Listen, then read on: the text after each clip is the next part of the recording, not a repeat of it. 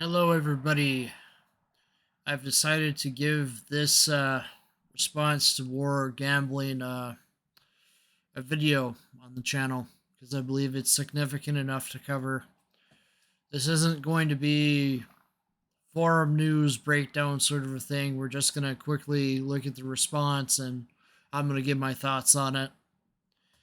And I'm going to link both threads, the apology thread and the EU thread, in the description of this video for you all to look at. This is more of a video for those that have not had a chance to go on the World of Warships Reddit or the World of Warships EU forum, so keep that in mind.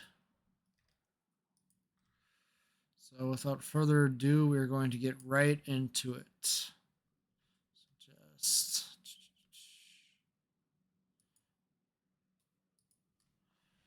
right, gonna make sure everything's displaying properly.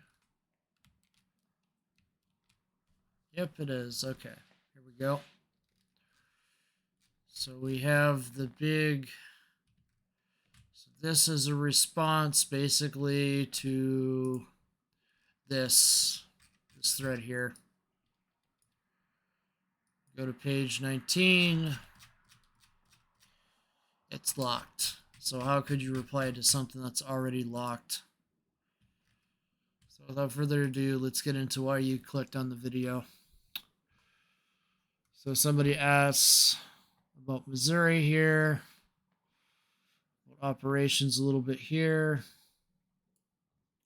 And Littlewhitemouse hits him with this.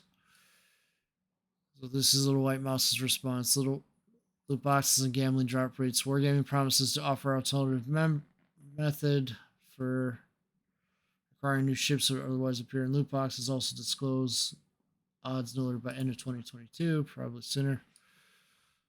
Okay, she talks about scummy loot boxes. Gambling mechanics are addictive. Ironically, Wargaming seems unaware that they themselves have become addicted to them and will go to great lengths to justify their continued inclusion.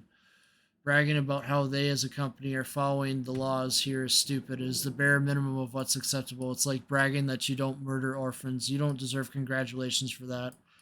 A lot of us longtime players liked World of Warships because they used to be better than other companies when it came to their monetization.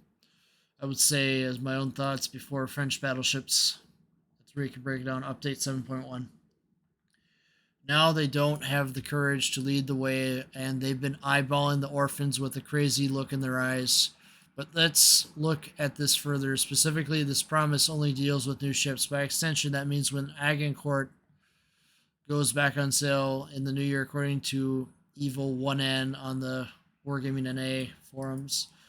This promise doesn't preclude them from selling it only in loot boxes for the second time. It's no longer new after all, but let's give them the benefit of the doubt and assume they're not going to be that evil. Again, nothing stops them from putting Puerto Rico or Benham behind time gating and grind ahead of being able to buy the ship instead of being forced to gamble through the loot box system. Time gating and putting obstacles in front of direct purchasing in lieu of loot boxes. Loot box gambling is so bloody anti-consumer, it's disgusting. Let's focus on disclosing odds. I don't buy this for a second. Originally, the necessary laws can be crowdsourced and looked up over the course of a week, max 2 weeks, and filling out forms to confirm for said region takes a couple of days. Give it another week for legal rubber stamp, and it another week to insert comfortably into the publication schedule. All this could be done before the next big loot box gamble-thon, which will be Halloween. But Wargaming doesn't want to have to do that. The Halloween loot boxes will already be programmed, probably not with the odds that are easy to disclose, as there will be shortlists aplenty. Similarly, the next major release will be rolling out by November at the latest. You can bet there's early access loot box and gambling built into that promotion too. Oh, you can take this as one of two things. You can take this as subs or as the German battle cruisers, one of those two rolling out by then. And let's not forget Black Friday loot boxing, which also comes out at the tail end of November. And finally, there's Christmas and New Year's loot box gambles. Yeah, the Lunar New Year sale, I think is what it is, what it's called. with this year's Makarov or Oklahoma, perhaps, who's alluding to rare ships and loot boxes. That's 4 loot box events in the next 4 months. If they're not trying to protect their projecting earnings here, they're at least dodging the workload needed to properly communicate the odds on the short term. I mean, I could get this done compliant to Canadian law in a week, probably less. A few phone calls, some dollar reduced to pay for lawyers' time, and bam, quick forum post, and we're done. They have 500 forum. They have 500 employees worldwide, as they boasted. You're telling me they can't get it done in a month? It's non-priority. And before they say we have other commitments, that's entirely my point. Wargaming isn't making this apology the priority it should be, and because they're not, it says volumes about how little of any of this matters. Missouri credit earning promises to address that. Tweaking a value from 20 to 30% is simple. Refunding, that's a bit more involved. I'll give Wargaming credit for this. This will be mildly annoying if it's not fully automated. Of course, I'm still kind of boggled that they didn't just plug the old credit formula and the new credit formula into a program, run a few million iterations of previous battle results and look at the possible discrepancies. That's what I would have done. Sometimes I wonder what they do with all this data and spreadsheets they revere so much. This kind of points towards neglect, like trying to pull a fast one in the community and then being caught in a lie. Lord knows I couldn't give community contributors a straight answer about this before the patch went live. I did try and squeeze one out of them. Now look at where we are. This is probably the most annoying thing Wargaming has to deal with out of everything in this apology letter, and it's a pretty low bar. Summer sales. They promise to provide, when they break consumer protection laws, to provide refunds when asked. Yeah, this just circles back to not murdering orphans. Please stop asking for congratulations for not murdering orphans. This is the bare minimum of what we would expect, and you've got blood on your hands. You didn't mistranslate. You metaphorically stabbed. Okay, I don't want to get this video kind of blocked from YouTube, so we're just gonna highlight that it was in violation of consumer protection laws in different parts of the world. It might have been in Canada too, but I'm not a lawyer. Okay, it's like sinking the cute kitty cat that's on the boat is what they're doing, kind of pretty much. I mean, we all remember the cute kitty cat from the earlier wargaming promotions, don't we? Yeah, think of it like that. Obviously not going to say words like this. YouTube doesn't like things like that, so. Wargaming promises to voluntarily increase their PEGI rating from 7 to 12. That's a win. Of course, it's also a distraction. Ask yourself why players were insistent on this. It wasn't for children. It was because loot box gambling is abhorrent for all ages, especially veterans. This is one of the few methods the community had to get Wargaming to address it on the short term. A higher PEGI rating makes it difficult for Wargaming to advertise their game, which in turn hurts their bottom line. Am I glad they upped the rating? Sure. Does it address the core issue? Helps to know. Similarly, it does. Does it significantly hurt Wargaming? So it's hard to see the value here.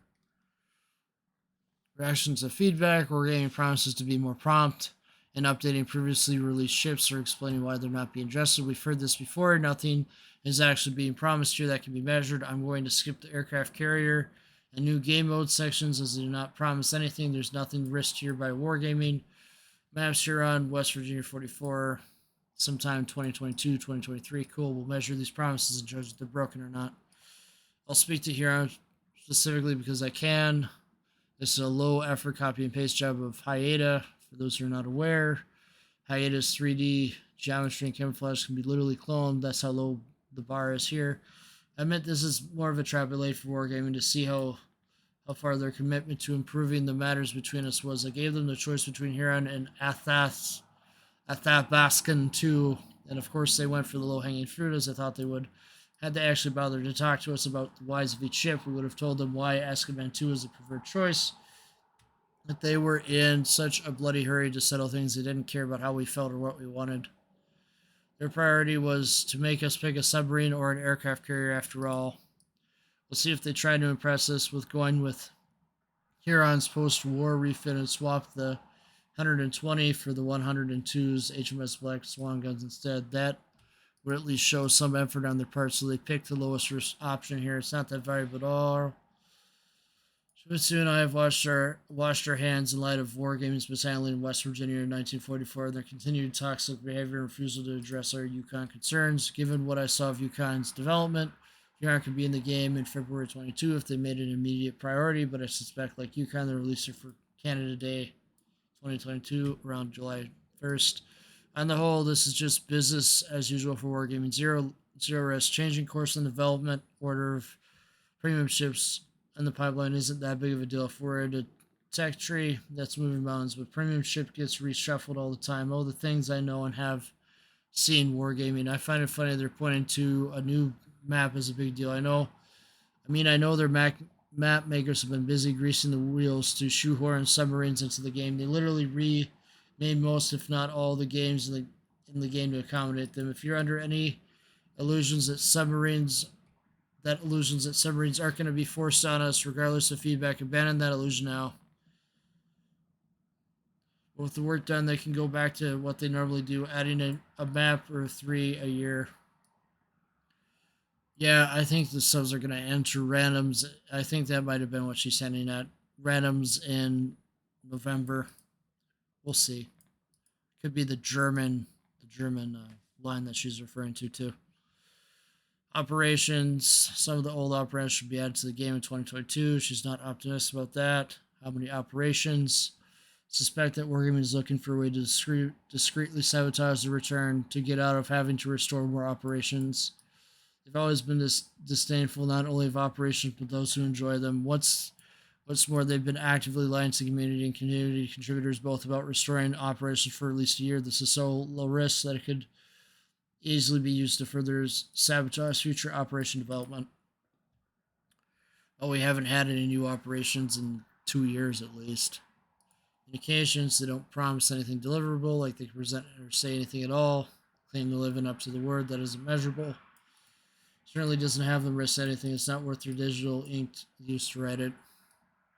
What's funny to me about all of this low-risk stuff is the stuff they're not willing to do. That, to me, speaks volumes. Famously, adding Sackville's Campbell was very low risk. They said no to that repeatedly, even though that mostly solves the Yukon question. Wargaming doesn't appear sorry to me. Sackville Campbell by Chibitsu. We'll take a closer look, see if I can get a little zoomed-in pic of that. That is one amazing, beautiful camo Chibitsu. Really good looking indeed.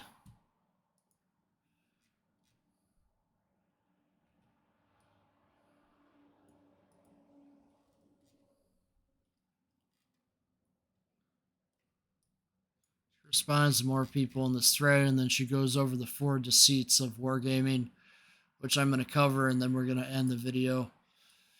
Deceit 1, Wargaming told us Missouri was removed because of her in-battle performance. The truth, it was because of her credit earning.